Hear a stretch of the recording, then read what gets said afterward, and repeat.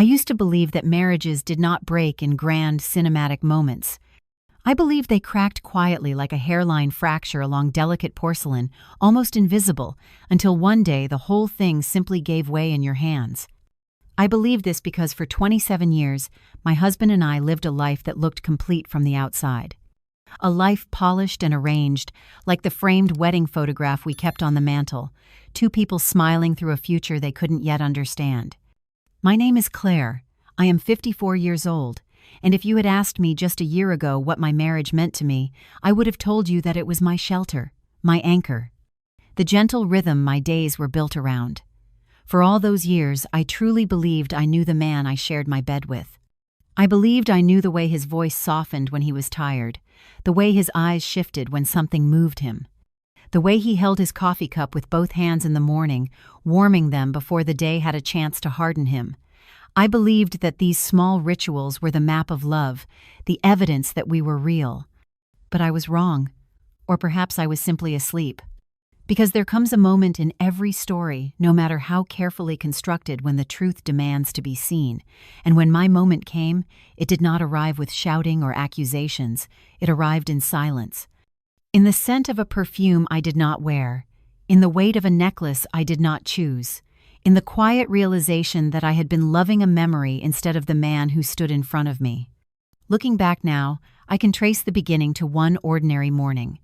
The light was soft. The kitchen smelled of toasted bread. Adrian, my husband, was fastening his cufflinks. He had always been beautiful in that distant, unreachable way some men are. He had a presence that could quiet a room. That day, he kissed my forehead instead of my cheek. A small shift. Barely noticeable. Yet I felt something in me tighten, as if a string had been pulled too far. It was not suspicion. Not yet. It was simply a note in a song that no longer harmonized. Later that week, he began working later. He had always worked long hours. Adrian was the CEO of a company people wrote about with awe and speculation, but this was different. He came home with a new kind of exhaustion, one that felt practiced, intentional. He would disappear upstairs to take phone calls behind closed doors. He would tell me he was going to bed early, only for me to find the lamp still glowing at midnight. I asked him once, lightly, if he was all right. He smiled, touched my hand, and said he was just tired. I accepted his answer. I did not want to disturb what I thought was peace. That was the first fracture. The second came the night of our anniversary, 27 years. We had always celebrated it with something small but meaningful dinner at the little Italian place 2 towns over, where the waitress always remembered our order. But this year, he forgot. Not late. Not overshadowed by work, he simply forgot. And when I reminded him gently, he blinked like someone waking from a dream he didn't want to leave. He brought me a gift the next day, a necklace, diamonds cut to catch light like sharp edges. It was astonishingly expensive. It was stunning. It was absolutely not me. It was something a woman of glossy surfaces and practiced smiles would wear. A woman who knows how to walk into a room expecting to be seen. I wore it anyway, because at the time I did not understand what it meant. I told myself love sometimes changes shape. I told myself people evolve. I told myself the heart must stretch to stay alive. But what I did not imagine, could not imagine, was that the shape of our marriage had already changed without me, that I had already been replaced in rooms I had never entered. That the woman who now laughed beside him wore the same necklace I fastened around my own throat. I did not know this yet, but I felt the ghost of the truth, like a hand resting at the back of my neck, like breath against my ear, whispering, "Look closer." That whisper would change everything. Before we continue, if you're listening to this story, I hope you'll take a moment to support the channel by liking and subscribing. It helps us keep creating these stories, and we truly appreciate having you here. And I would love to know, where in the world are you listening from? Tell me in the comments. It means more than you know to see how far these stories travel. Now, let me ask you something just between us, no judgment. Imagine you are living a life that feels safe, consistent, familiar, and one small detail shifts just enough for your heart to notice. Would you? A. Ask the person you love directly, even if you fear the answer. Or B. Stay silent and watch closely, waiting for the truth to show itself? Think about it for a moment. Then tell me, A or B? I remember the first time I realized that silence could feel loud. It was a weekday afternoon in late autumn, the kind where the air carries the faint scent of wood smoke and the light seems to turn gold faster than it should. I was sitting alone in the kitchen, a half-folded stack of laundry on the table, waiting for the kettle to boil. The house was quiet, the kind of quiet that should feel peaceful after decades of marriage. Yet, instead of warmth, I felt a pressure in my chest, as if something unseen was taking up too much space inside me. It was the unsettling sense that something had shifted without my permission. Adrian had left early that morning. He didn't say goodbye the way he usually did. No hand on the shoulder. No absent-minded kiss. Just the sound of the front door closing, like a bookmark slipping shut in the middle of a story. I stood there for a moment, holding a dish towel, staring after the sound of his absence.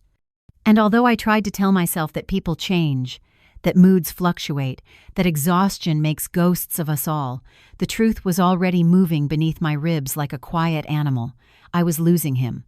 The thing about love is that it teaches you to look closely, closer than logic, closer than reason.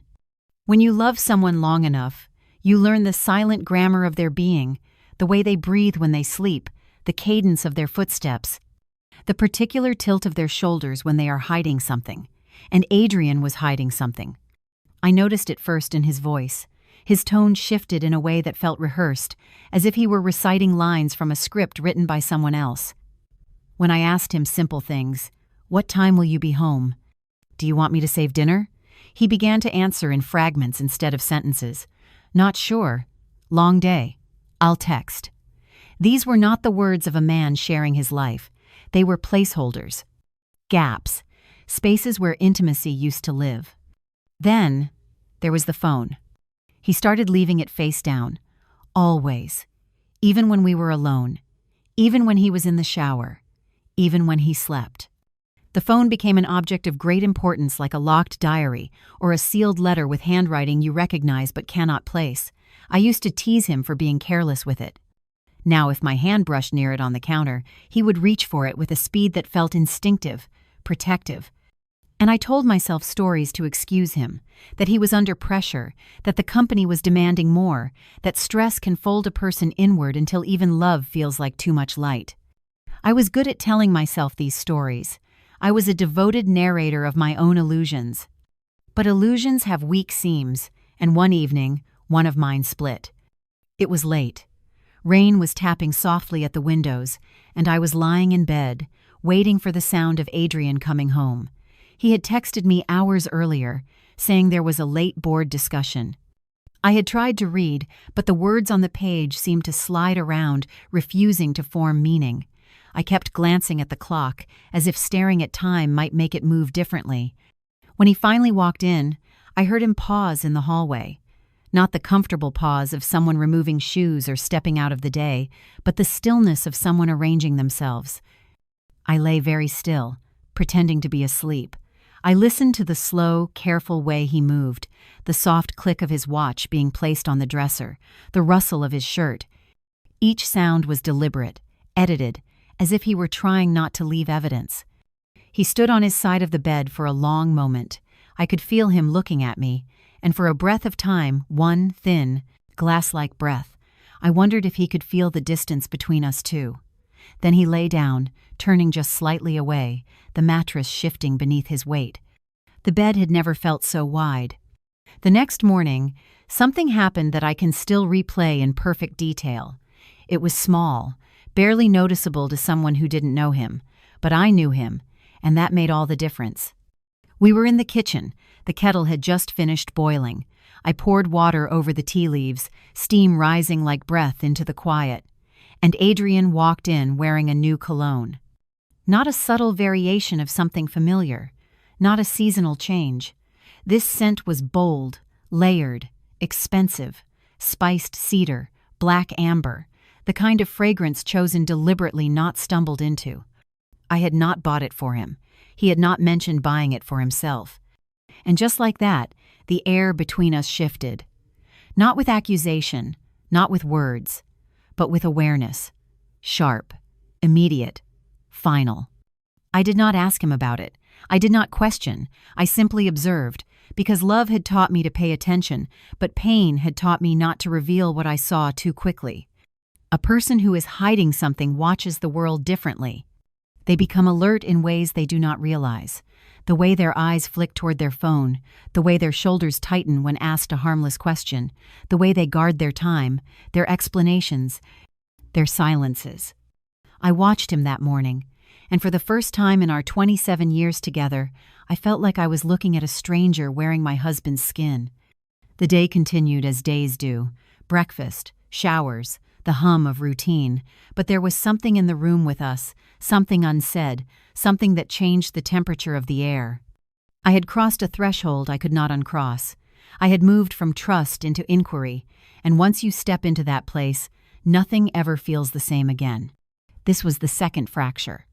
The quiet breaking that reveals the truth is already on its way. There comes a point when suspicion becomes unbearable, when the quiet observation of someone you love turns into something that feels like corrosion beneath the skin. I had been living in that quiet corrosion for days, perhaps weeks. Time had begun to feel slippery then, difficult to hold, like water cupped in trembling hands. One afternoon, I found myself standing in the kitchen again, surrounded by objects that should have grounded me: the familiar blue kettle, the chipped corner of the tile by the sink, the rustling of the trees outside the window, and yet none of them felt like home anymore. I felt like an imposter in my own life. I kept thinking, if I do nothing, I am choosing not to know. And there is a particular kind of grief in choosing blindness. So I made a decision. Not a dramatic one, not one fueled by rage. It was quiet. I simply packed a lunch: a roast chicken sandwich on fresh sourdough, lemon tart from the bakery we both loved, a thermos of Assam tea. These were things I had packed for him 1,000 times before, on days when love felt uncomplicated. And yet, as I wrapped the sandwich in parchment, I felt a tremor move through me, subtle and unstoppable, like a wave rising from somewhere deep inside. I told myself I was going to visit him because I missed him, that it was a small act of affection, that it was normal, but I think part of me already knew the truth. That I was walking towards something that could not be undone. The building where Adrian worked was tall enough that its windows seemed to hold their own weather. The glass reflected the sky in a way that made it look endless and unreachable. I had walked through those doors many times for charity galas, end-of-quarter receptions, annual board dinners. But this felt different. My hand hesitated on the door handle before I pushed it open. Inside, everything was polished to a brightness that made the air feel colder. The lobby floor gleamed like still water. The reception desk was a crescent of pale stone that caught the light. And behind it, as always, stood Mr. Benson, the man who had been at that post for as long as I'd known the building existed. He had a steady presence, the kind that made people behave a little better just by being there. "Good afternoon, Mrs. Cole," he said, polite as ever, but his eyes flicked downward for half a breath, a small flicker, a warning, and I felt the tremor again. "I'm here to bring something to Adrian," I said. I lifted the bag slightly, as if to prove the simplicity of my visit. "Just lunch." I thought I'd surprise him. I waited for the gate to open, for him to press the familiar button that would buzz me through. Instead, he hesitated, and hesitated again. Then he cleared his throat softly, carefully, like a man stepping onto thin ice. "I'm very sorry, ma'am, but I can't let you through without clearance today." I felt something sharp twist inside me. "Clearance?" I repeated, my voice too gentle. "I'm his wife." "Yes, ma'am." He lowered his voice. "It's just that his wife already checked in this morning. She's upstairs now." I did not breathe. For a full second, the world held perfectly still. The sound of the air conditioner stopped. The footsteps behind me faded. Even the heartbeat in my ears seemed to pause, as if it too were listening. Then something inside me cracked, not loudly, not visibly, but in a way that felt final. I nodded, not because I understood, but because I couldn't trust my voice to remain steady. "Thank you," I managed, though the word tasted like something burning. I did not argue. I did not ask questions. I did not demand explanations, because in that moment, I realized that the truth reveals itself most clearly in silence. And anything I forced into speech would only cheapen the reality that already stood in front of me. I turned. The paper bag hung at my side, suddenly much heavier than it should have been. The sandwich, the lemon tart, the tea, all of it felt absurd. The kind of absurdity that makes laughter feel dangerous. As I walked toward the door, the lobby seemed impossibly long. My steps sounded loud against the gleaming floor. Too loud, exposed, vulnerable. Halfway across, I passed a table, one of those decorative little tables meant to hold brochures and nothing of consequence. Without thinking, I set the lunch down on it, carefully, deliberately, as if I were laying something to rest, and then I walked out. The air outside felt colder than it should have been. The wind lifted my hair, and I just stood there, staring at nothing. People passed me, strangers, living lives with beginnings and endings I would never know. Cars moved, traffic lights changed. The world did not break with me. It should have. I do not know how long I stood there. Eventually, I walked back to the car. I drove home on a route I knew by heart, though I could not recall a single turn afterward. The house looked the same when I arrived, intact, orderly, unchanged. A museum of a marriage that had already died. I stood in the doorway for a long time before stepping inside. The silence greeted me again, but it was a different silence this time. Not empty, not peaceful. It was the silence of truth. It did not need explanation. It did not need proof. It had already spoken, and I had already heard it. There are moments in life that divide everything into before and after. That was mine. Before, a marriage built on rituals, familiarity, shared history. After, the knowledge that I had been replaced in a room where I was supposed to belong. And once you know that, there is no going back. There is only forward. Even when forward is a free fall you never asked for. I did not return to his office the next day. I didn't need to. The truth had already changed the way my body carried itself, the way my thoughts arranged themselves, the way the world sounded when I breathed. But the mind has a quiet way of trying to negotiate with pain. It wants to rewrite what it has seen, soften it, argue it down to something livable. Maybe it was a misunderstanding. Maybe there was an error. Maybe, just maybe, something could still be explained. The human heart clings hardest right at the moment it is being forced to let go. And so, 2 days later, I found myself back at the building, not with lunch this time, not with hope, just with a need to see with my own eyes what had already been shown to me. The lobby was the same, polished, bright, strangely airless. I didn't approach the desk. I didn't say a word. I simply stood near the far wall, pretending to check my phone, watching the elevator bank. It was a little before noon. I knew the patterns of Adrian's schedule the way one knows the rhythm of their own breathing. The executive team almost always broke for lunch around then. I waited. The elevator chimed. The doors slid open. She stepped out like she belonged to the building. Tall, seamless posture, the kind of elegance that looks practiced rather than natural. Her coat was camel wool, draped the way luxury clothing does when it's been tailored specifically to its owner's bones. Her hair was the color of honey dipped in shadow, and around her neck, resting against her skin with effortless familiarity, was the necklace. The same one Adrian had given me, the same one I had touched with trembling fingers and told myself was a gesture of love. Except on her, it looked right, as though it had been chosen for her all along. She moved through the lobby with a quiet authority, the kind that draws attention without demanding it. A man from the finance department stepped aside instinctively as she passed. A woman near the seating area lowered her voice. People noticed her, even if they pretended not to. I watched her walk. I watched her lift a hand to tuck a strand of hair behind her ear. I watched her pause to answer a message, smiling faintly at the screen. And something inside me went still. Not enraged, not hysterical, just still. If grief has a shape, it is this. Suspension, silence, a quiet, aching clarity. I did not approach her. I did not confront. I did not shout, or accuse, or demand. I simply watched her walk out of the building, step into a car service waiting at the curb, and drive away. And in that moment, the truth was undeniable, not because of anything she did, but because of the way she moved. She moved in a life where she was chosen, wanted, expected. She moved like a woman who belonged. And I understood that I was no longer the center of the story I had built my life around. I walked outside. The wind tugged at my coat. A cloud passed overhead, casting the street into shade for a moment. I found myself staring at the pavement, as if something essential had dropped from my hands and shattered where I stood. I don't remember getting into my car.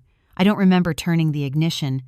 I don't remember the drive home, though I must have stopped at lights, must have signaled, must have obeyed the rules of the road.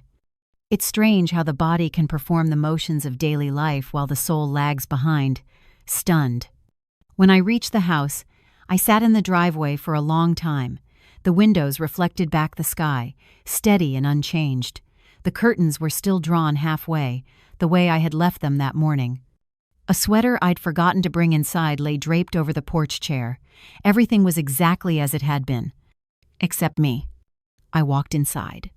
The house felt too familiar to hold what I had just seen. I moved through the rooms like a guest. I touched the back of the sofa, the countertop, the banister, as if I were trying to remember what my hands were supposed to feel. In the bedroom, the drawers were half open from the morning. One of his shirts hung over the chair, waiting to be ironed. His cologne still lingered faintly in the air. The bed was made. Neat. Perfect. Undisturbed. I sat on the edge of it, feeling the mattress give slightly beneath my weight. It was the same bed where we had laughed quietly under blankets in winter, where we had held hands before falling asleep, where he had told me once many years ago that loving me felt like being allowed to rest.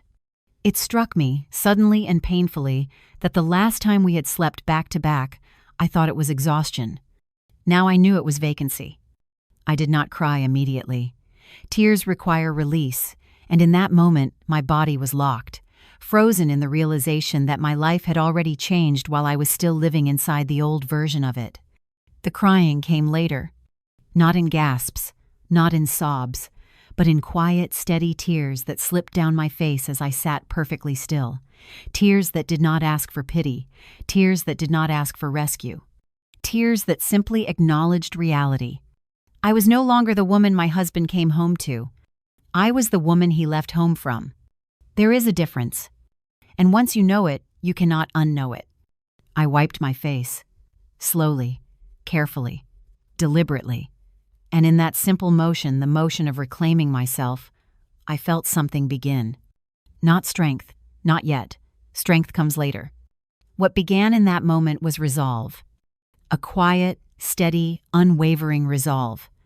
If he had rewritten our marriage without my consent, then I would rewrite my life without his permission. But I would do it carefully. Not with fury. With clarity. Because clarity is the sharpest blade a betrayed woman can carry. There is a moment after betrayal when the mind stops arguing with itself. The heart stops offering excuses, stops rearranging memory to protect what it loves. Instead, it becomes very still, very precise. It begins to see not what it wishes to see, but what is right in front of it. That was the state I found myself in the morning I discovered the key. It was not meant to be found. I know that now. It was tucked inside a drawer in his dressing room, not hidden, but placed in the kind of location a person chooses when they believe they are beyond suspicion. Careless confidence is its own kind of confession. I remember opening that drawer because I was looking for a lint roller. Something small. Something ordinary. The drawer slid too easily, and the key inside glinted before I saw the label on its leather fob. Harbor Crest Residences. Unit 2, F. I stared at it for a long time, not moving, not breathing deeply.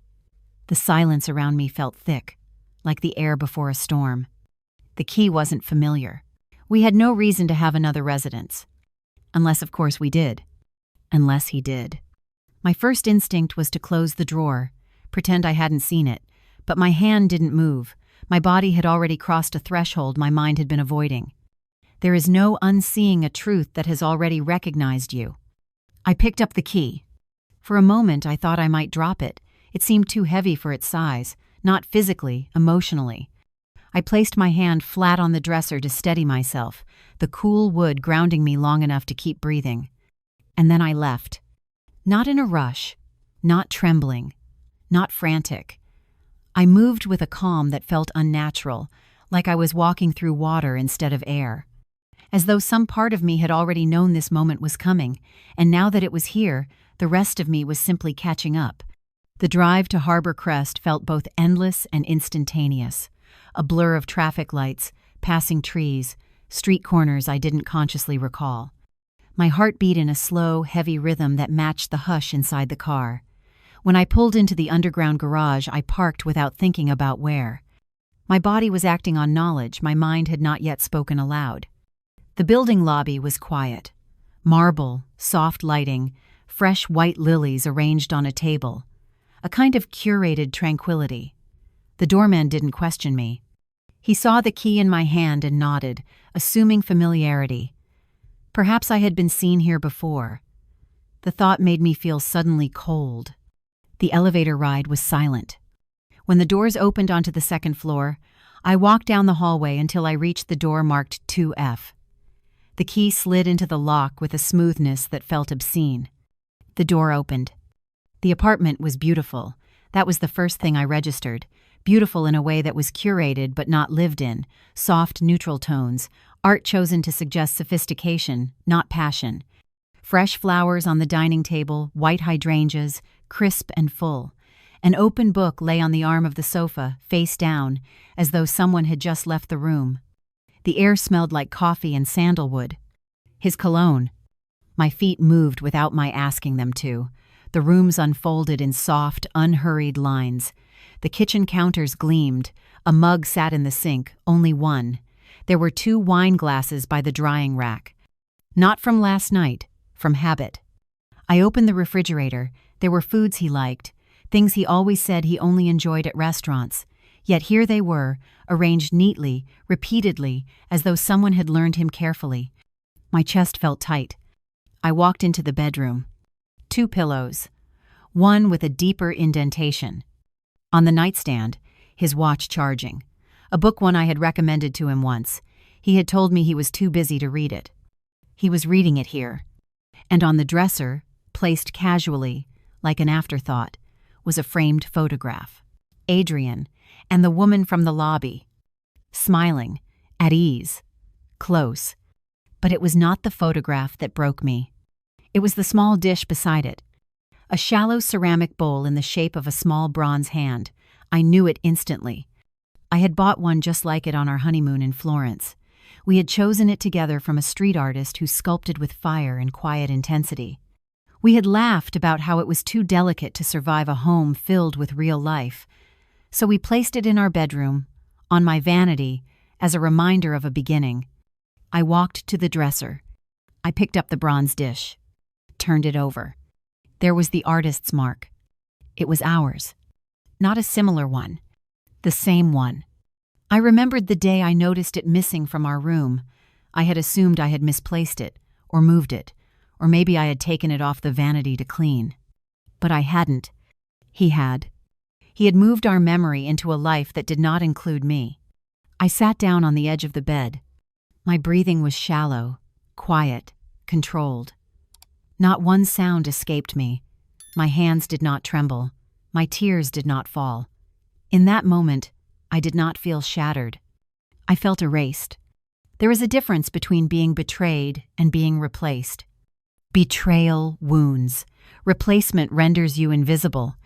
And invisibility is the deepest cruelty love can inflict. I placed the dish back on the dresser exactly where it had been. I did not take anything. I did not disturb the space. I did not leave evidence of my presence. But I did something else. I looked, fully, carefully, methodically. I opened drawers. I found receipts. I found travel itineraries. I found documents printed with careful intentionality, meeting notes, shared calendars, upcoming reservations. I found evidence not of an affair, but of a life built parallel to mine. A life that had room for him, but not for me. I photographed everything. Not out of vengeance. Out of self-respect. When I walked out of the apartment, I closed the door softly behind me. Dignity has a sound. It is quiet. It does not slam. It does not shatter. It closes. And when I stepped back into the hallway, something in me had already begun to rebuild, but not toward him, toward myself. The woman who had walked into that building was searching. The woman who walked out knew. The world looked different now, and I was done pretending to be blind. There are truths we are prepared to know, and truths that arrive like impact, swift, devastating, irreversible. When I left that apartment, the knowledge of what my husband had done lived inside me like a quiet flame. It did not rage. It did not scream. It simply burned, steady and certain, lighting everything differently. But the full shape of betrayal rarely reveals itself all at once. It comes in layers, unfolding like a story written long before you ever learned you were a character in it. The apartment had shown me the emotional betrayal. The documents I found next would show me the strategic one. It happened 2 days later. I had returned to the apartment with the same key, the same practiced calm. I came not to feel the time for that had passed, but to see, to understand, to learn the architecture of the world I had been excluded from. The apartment was silent, but not empty. There were traces of presence everywhere, water glasses left near the sink, a sweater draped over the back of a chair, a half-burned candle on the desk that smelled of amber and fig. The space was lived in, sustained, maintained with care. I walked to the study, the smallest room in the apartment, where a narrow desk faced a window overlooking the river. The light was soft and gray, the kind of light that makes everything appear honest, even when it isn't. On the desk was a blue folder, thick, weighted by intention. Its tab read, Future Structure. I opened it. The first document was a timeline, 12 months, color-coded, each month marked with transitions, internal restructuring, executive role adjustments, quiet board conversations. It was not a suggestion, it was a plan. By month 9, Sloane's name was listed beside CEO. Adrian's was shifted 2 positions to the right. Executive Chair, a role that looks powerful but carries no true authority. A ceremonial presence, a shadow of influence. A man allowed to stand in the room but no longer touch anything. I stared at that chart for a long time, not because I didn't understand it, but because I understood it too well. He had been preparing to leave the life we built for a life built without me. And he had not planned to retire beside me. He had planned to repurpose himself beside her. Under the timeline sat a budget breakdown, discreet, professional, chilling. Harbor Crest, Unit 2, F, $15,700 monthly recurring. Meals, retreats, travel, coded into executive expenses. Capri Trip, listed as strategic off-site client development. They had turned infidelity into accounting. The next section was more personal, printed emails, notes, conversations outlined like business proposals.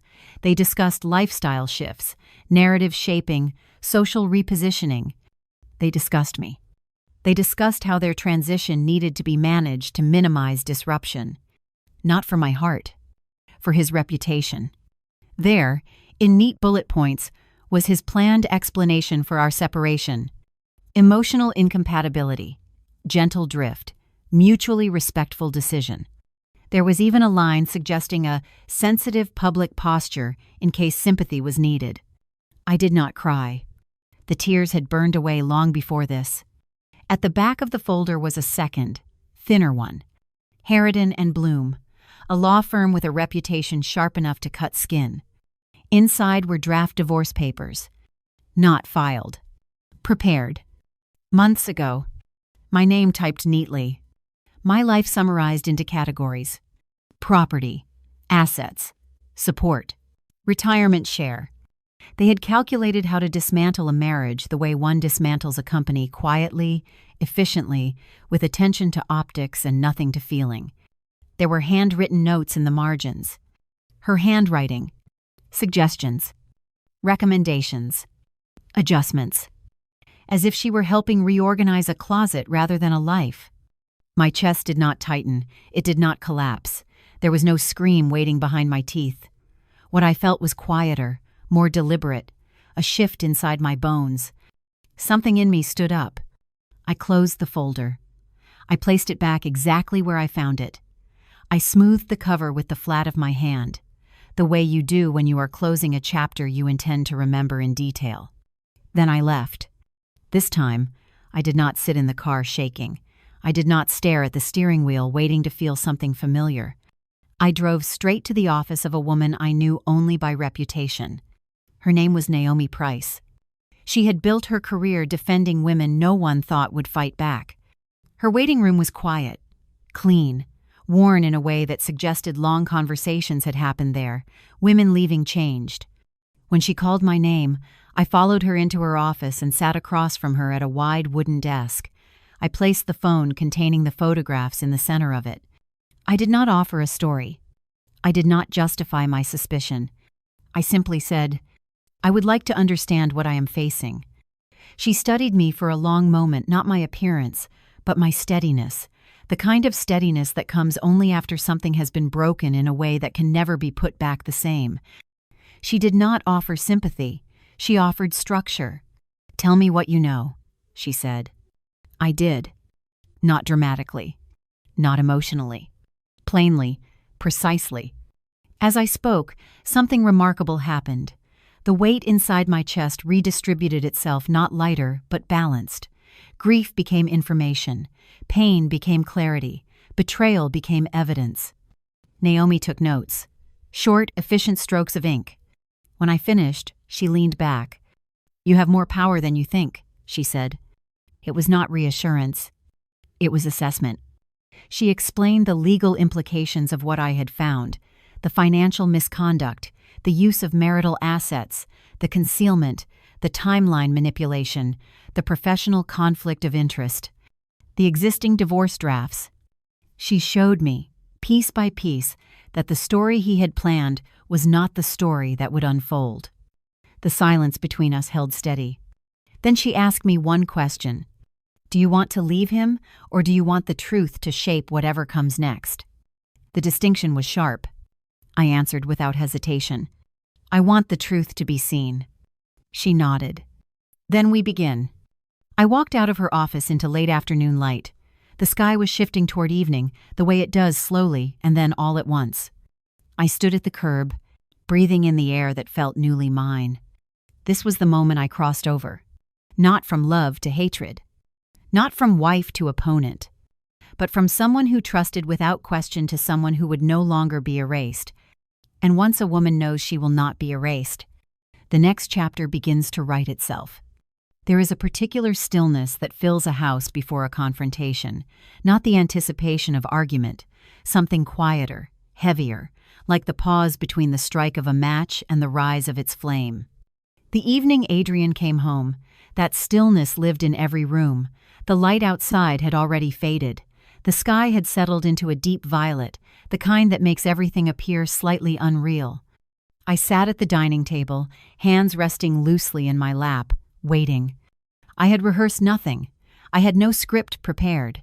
Too much preparation would have given the moment weight it did not need. The truth was already heavy enough. The sound of the front door opening echoed through the hallway. I heard him set his keys down in the small silver tray near the entrance. I heard him exhale, the sigh of a man returning to comfort, unaware it no longer belonged to him. When he stepped into the dining room, he stopped. His eyes flicked to my face, searching, calculating, almost cautious. Then he smiled, gentle, practiced, familiar. You're still up, he said, as though this were an ordinary night. Yes, I replied, my voice steady. I'm up. He took off his coat, draping it over the back of the chair across from me. His movements were slow, deliberate. He was choosing his posture, his tone, his performance. I recognized the preparation. I had lived beside it long enough to know its shape. What's wrong? He asked, though his voice already held the answer. I did not ask where he had been. I did not ask with whom. These were questions for women who still believed answers were worth hearing. Instead, I said, I went to Harbor Crest. The silence that followed was not shock. It was recognition. He had known, somewhere deep in the infrastructure of his own deception, that this moment was inevitable. The surprise was not that I had discovered the apartment. The surprise was that I had done so quietly. His jaw tightened. A muscle in his cheek twitched. He lowered himself into the chair across from me, folding his hands slowly, deliberately, like a man preparing to negotiate a contract. "Claire," he said, and the softness in his voice was the softness of someone handling fragile glass not because they value it, but because they do not want to clean up the aftermath of its breaking. "You weren't meant to find it that way. There are sentences that take the air out of a room. That was one." "Meant," I repeated, my voice flat. "You planned a correct way for your wife to discover your second life?" He closed his eyes for a moment, breathing in. "It wasn't like that, but it was exactly like that." I did not raise my voice. I did not throw anything. I did not let fury speak for me. I had seen the kind of women who shattered in the face of betrayal, and I understood now that their grief gave the betrayer power. I would not give him that. "You had a timeline," I said, "a 12-month transition, a new public narrative, a managed separation." His eyes opened sharply. I had not meant to say it aloud, but once spoken, it felt solid, real, present, undeniable. "So you've seen the documents," he said quietly. "Yes." There was no reason to lie. The truth had already chosen its shape. He rubbed his forehead with his palm, leaning back slightly. "I should have told you." I almost laughed. Not because it was funny, but because of the absurdity of the statement. I should have told you, as though forgetting to mention retirement plans, as though confessing late, not as though dismantling a marriage with strategy and planning and shared calendars printed in duplicate. "You were going to give me a narrative," I said. "Polished, padded, gentle. You wanted me to play the role of the understanding wife who steps aside with grace." His shoulders dropped, and for a moment, I saw something flicker in his gaze. Not guilt, not remorse, but fatigue. The exhaustion of maintaining a lie that has become too heavy to lift. "It wasn't meant to hurt you," he said. I stood then, not abruptly, not dramatically, just enough to shift the balance of the room.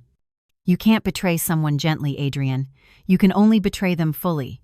He looked at me then, not as his wife, not as the person who knew his laughter at midnight and his quiet fears in the dark, but as a barrier, an obstacle, something that could derail a plan. His voice changed. "Claire, we have to be reasonable about this." Reasonable. Reasonable, as in, accept what has already been done. Reasonable, as in, don't create consequences. Reasonable, as in, don't make this harder for me. "Reasonable," I repeated. "You mean quiet." He held my gaze, but he did not answer. There are moments when a heart closes. It does not slam shut. It does not lock itself with anger. It simply folds itself inward, sealing its own warmth to protect what remains. I felt that closing then. I walked past him, into the living room.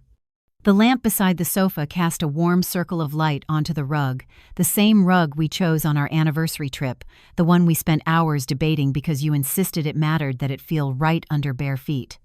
I remember thinking then that intimacy was built from such small decisions.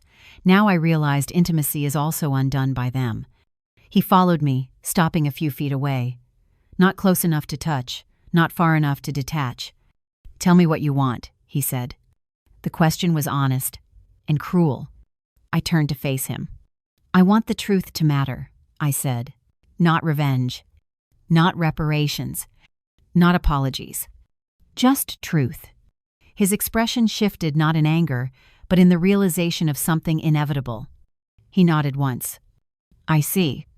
The room felt different then, as though something had passed between us that could not be named. He picked up his coat from the chair.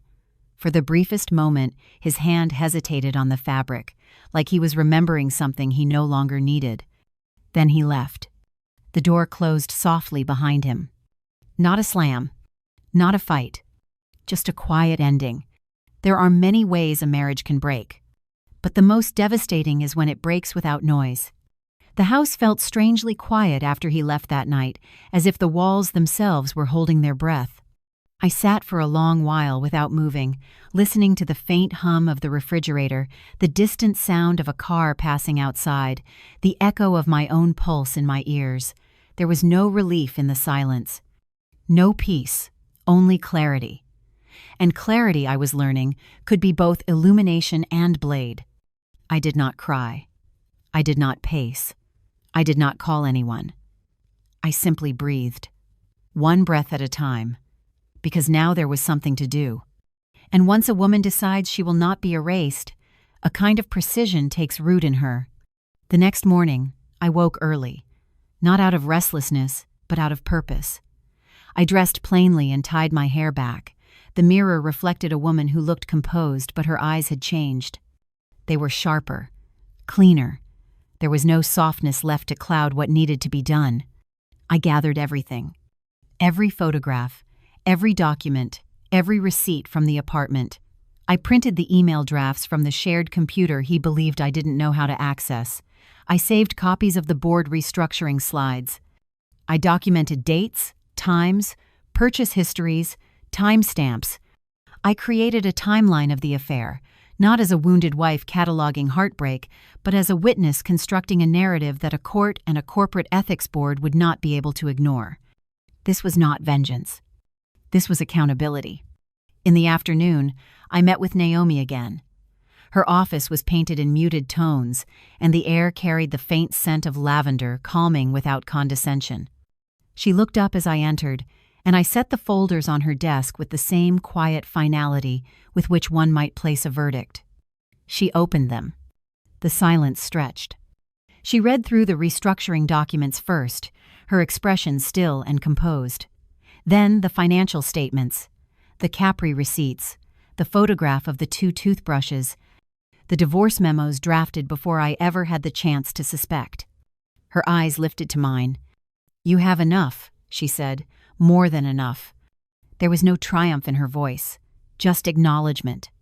She began to outline our strategy, not emotional, not reactive, but methodical, a structure built with care and precision. She explained how the use of marital assets to fund the second residence, the travel, and the shared lifestyle could be classified legally as misuse and concealment. How the involvement of a subordinate in corporate restructuring without disclosure could be grounds for ethics inquiry.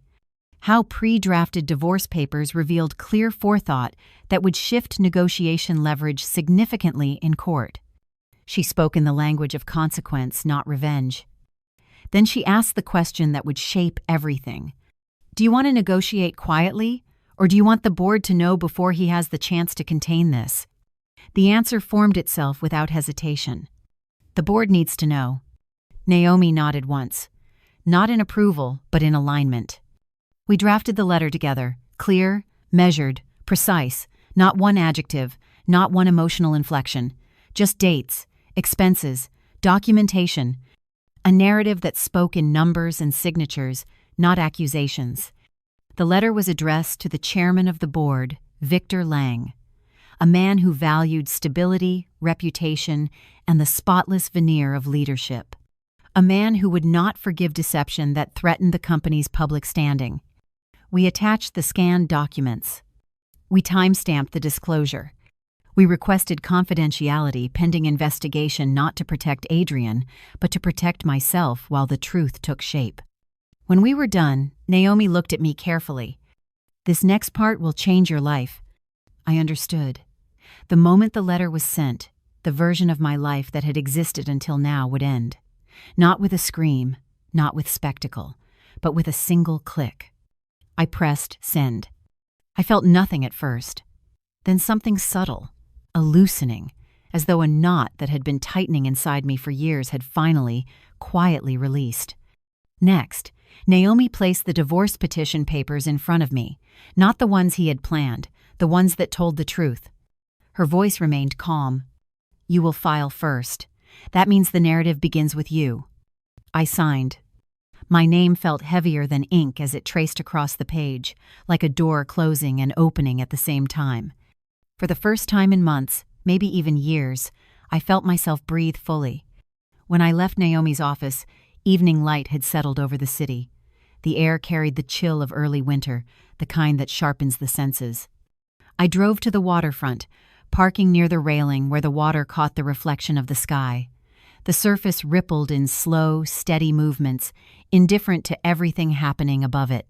I stood there for a long time, not thinking, just being. A quiet settled inside me, not numbness, but clarity. The kind of clarity that comes when a woman realizes she is no longer waiting to be chosen. She chooses herself. When I returned home, the house no longer felt like a place of grief. It felt like a place of preparation. A place where something was ending so that something else could begin. He did not come home that night.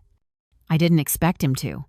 He would learn soon enough, perhaps from his attorney, perhaps from the company, perhaps from the sudden shift in how people looked at him in the boardroom as if they were seeing him not as a leader, but as a liability. But when he learned, would not matter. The truth was already moving. And truth, once set into motion, does not stop to ask permission. It arrives. It reveals. It changes everything. I sat on the sofa, wrapped in a blanket I had knitted years ago. The living room light glowed softly, the kind of light that once meant comfort. Now it meant something else. Presence. My presence. My life. My future. For the first time in our marriage, I was no longer reacting to the world Adrian built. I was building my own. And the quiet of that realization was the loudest freedom I had ever known. News does not always travel loudly. Sometimes it moves like a shift in temperature, barely noticeable at first, and then suddenly the entire room feels different. That was how it began. A single letter sent, a single truth released into the world, and the atmosphere at Orpheus Dynamics changed. I did not hear it first from Adrian. I did not hear it from friends or whispers or rumor. I heard it from the absence of movement in my home. The next morning, the house remained quiet. His side of the closet was untouched. No shower ran. No shoes scraped the floor. He did not come home at all that night, and for the first time in our marriage, I did not feel panic. I felt inevitability. He was somewhere unraveling. And I was here, becoming whole. By mid-afternoon, the truth reached me not in words, but in silence. A silence that felt like the world holding its breath. His company email account was suspended. His calendar was cleared. A board ethics session had been called. The corporate world has its own language for betrayal. It never speaks of love or intimacy or heartbreak. It speaks of governance, fiduciary duty, conflict of interest. It speaks in terms designed to make personal devastation sound like routine documentation. But beneath that clinical vocabulary is something very human, the instinct to protect power. The board would not forgive him for jeopardizing the company's image, its stability, its profitability. They were not defending me, they were defending their investment. And that, strangely, was what made all of this so absolute. You can debate emotions.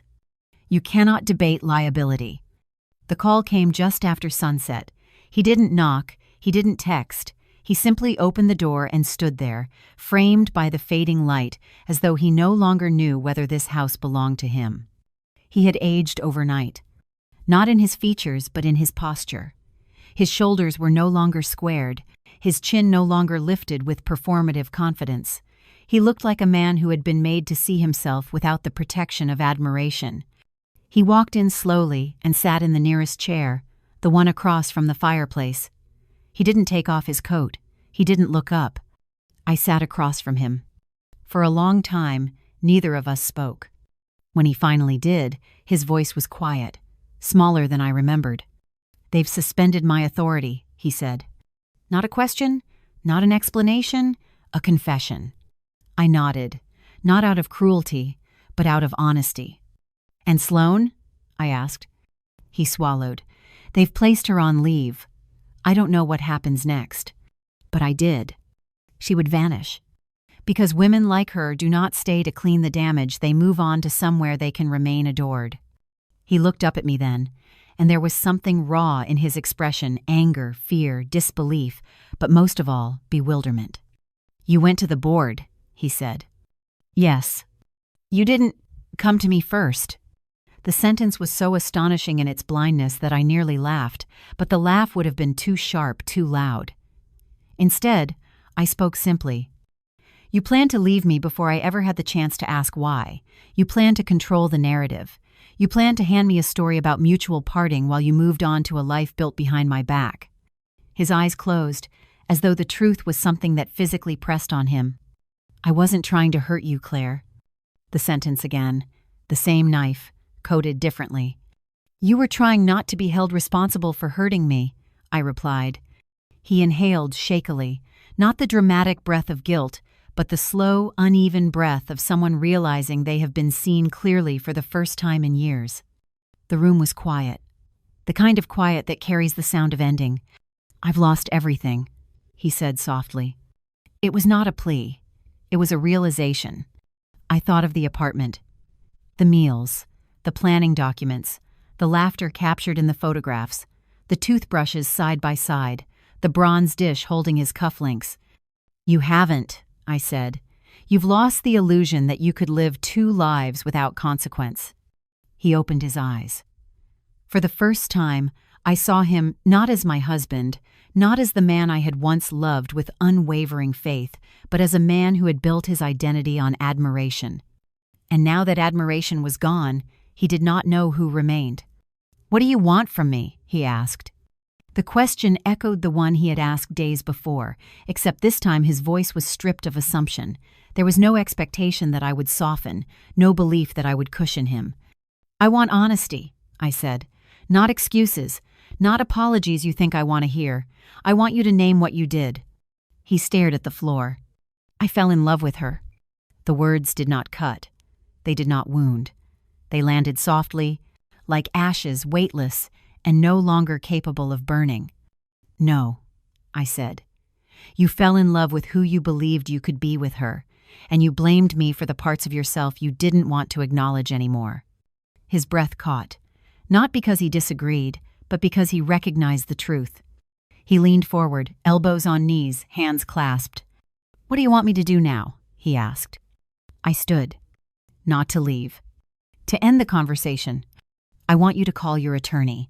I want you to respond to the board's inquiry truthfully, and I want you to stop pretending this happened to you. You built this. He looked up at me then, truly looked. And I saw the final understanding settle in. The end had already come. The past was no longer negotiable. He nodded. He stood. He picked up his coat. He walked to the door. His hand paused on the handle. He did not turn around. He just said, quietly, I didn't think you would fight. I closed my eyes for one brief second. Then I answered, You never really knew me. He left. The door closed. Not loudly. Not gently. Just finally. Time did not heal in the way people promise. It did not arrive like warm sunlight breaking through cloud. It was slower, quieter, a gradual loosening of pain until the memories no longer held the same sharp edge. The days after Adrian left the house felt strangely hollow, but not in the way I expected. I did not collapse, did not sob for hours, did not feel the crushing weight of abandonment that so many stories warn about. Instead, I experienced something simpler, stillness. I woke and made coffee for one. The house was quiet, yes, but not empty. It was mine. My footsteps echoed differently on the wooden floors, not as though something was missing, but as though there was finally space, space where I could breathe without calculating the emotional weather in the room. Space where I could inhabit myself fully, without shrinking to keep the peace or softening to preserve his comfort.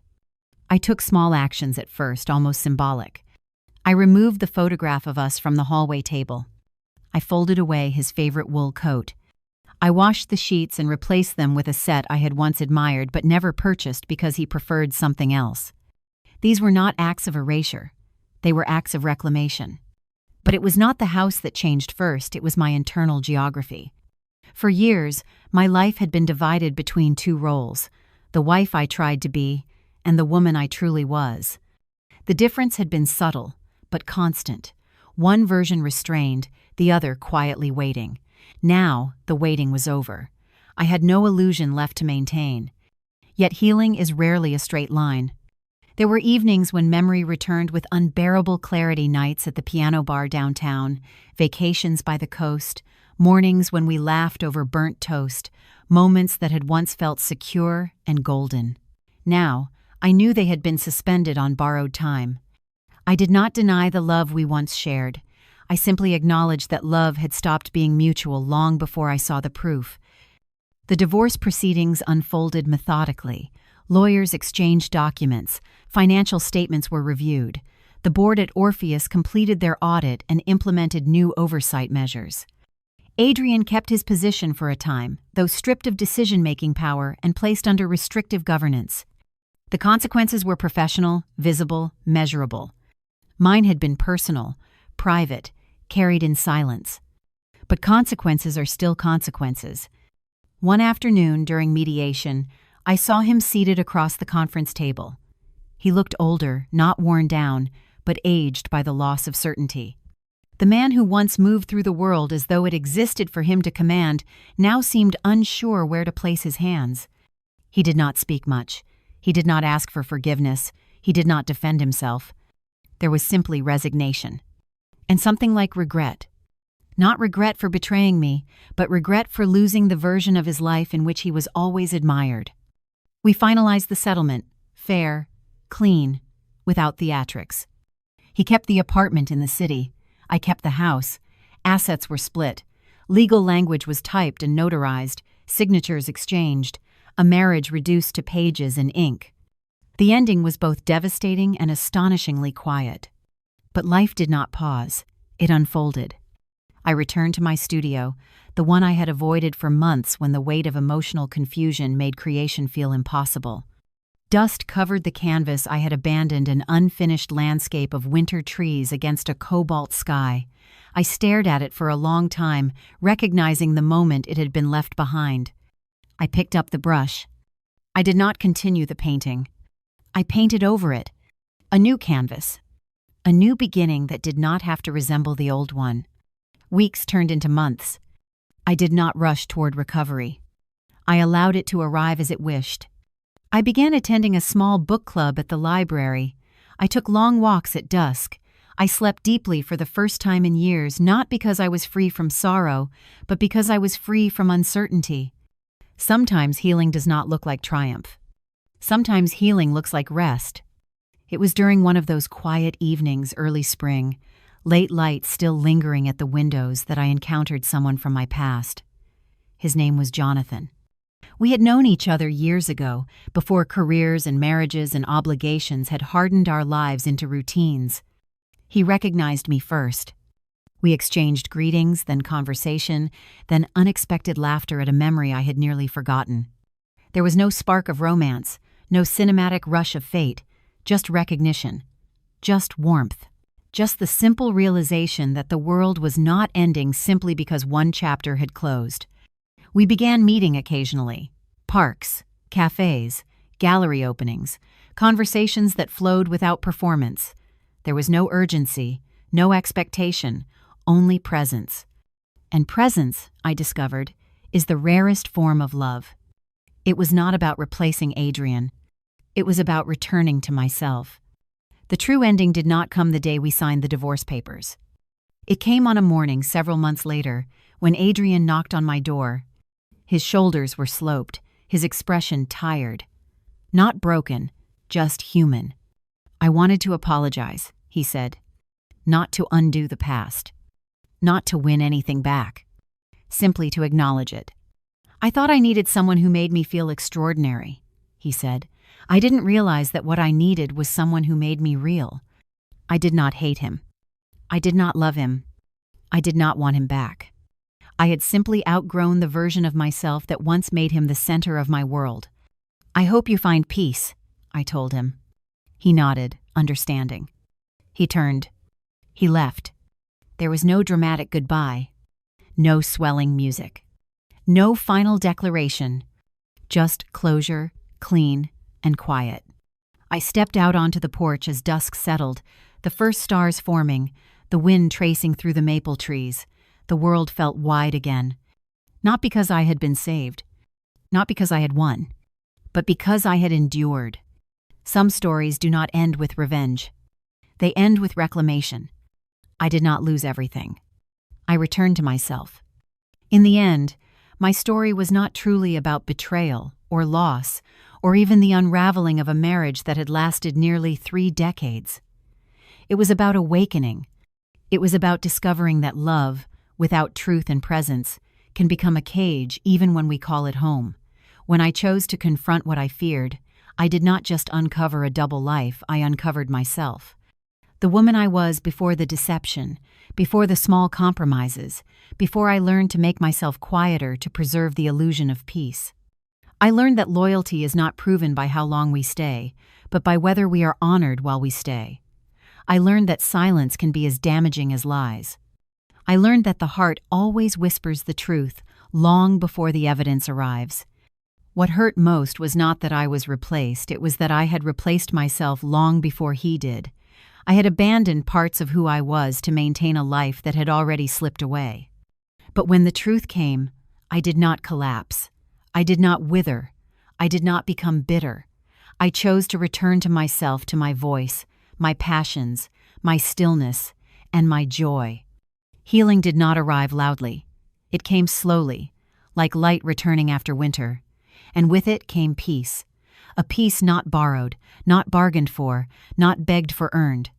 The lesson is simple, though the living of it is hard. Never apologize for needing truth. Never shrink yourself to be loved, and never assume that losing someone means losing your future. Sometimes, the heart is broken open just so it can breathe again. So I want to ask you something gentle, something real. Have you ever stayed in a situation, relationship, family, or friendship longer than it was healthy, simply because you were afraid of what life would look like on the other side? Yes, I have. B. No, I haven't. I would truly love to hear your answer, whatever it may be. And if this story touched you, or if you would like to walk alongside me through more stories of strength, dignity, and rediscovery, I warmly invite you to subscribe to the channel.